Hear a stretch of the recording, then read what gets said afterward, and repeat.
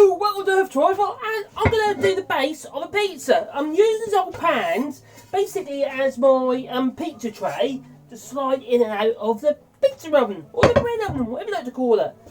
Normally, you'd use something like this, like a paddle. It could be made of wood even. And they slide them in with the pizza on, and they just leave it there and move it about. But what I'm going to be using is for pans, because we've got them, we used to have them in the house, and they're not good today anymore because the non-stick has gone sticky.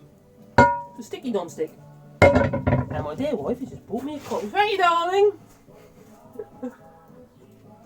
So what we're going to do is, first of all, we're going to put a little bit of oil in the bottom of the pan. We've got our dough here, it's been risen, and I'm just going to plop a little, well, we use olive oil because we're posh. Can't you tell? A little bit of olive oil in the bottom of the pan, and I'll just use a little bit of a rag, or in this case,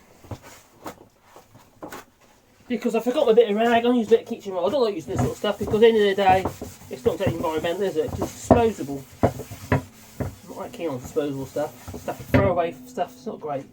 So what I'm going to do, I'm going to grab a bit of this dough. Bear in mind, I'm not Italian, and I can't spin the dough. I've tried, and it ends up on the dirty floor with an oyster bean, so I don't really want to do that. So I've got my dough here, which has been sitting in this dish here with a bit of film over the top to keep the moisture in so it doesn't dry. But what we're going to do is we're going to press it into the pan and literally just allow it to do its thing. I might need a little bit more oil in there, a bit dry in place. I don't want it sticking. And what I tend to do is I tend to part bake the bread first before I actually finish, put all the stuff on. Sometimes I've seen people, they do their base and they put all their food and stuff on top, all their ingredients on top of the actual pizza base. But I prefer to have it slightly a little bit firm first. So what we're going to do is first, we're going to just prise that, stretch it. I'm not going to do that spinny lark. You don't want to see that. You might want to see that because it'll be quite funny, I suppose, because I'll make a right old mess of it. But we're just going to stretch that into the pan. So pushing it into the pan to where we want it to be. You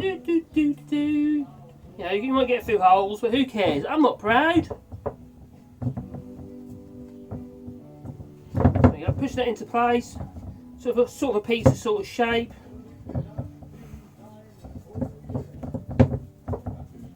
Yeah, sort of a pizza sort of shape. It's not that round, is it? I'm not worried about being round. Who cares? Who gives a damn? And then what we're going to do is we're going to whack that into our preheated oven, no gas mark, no, into the pizza oven. And literally, that can sit there until it starts to brown a little bit. Anyway, let's show you.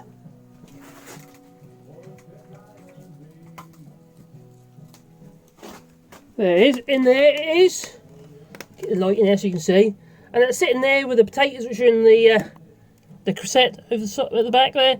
And anyway, that's going to cook away until it becomes into a useful pizza base, which we'll take out and we'll put on a topping to our heart's delight.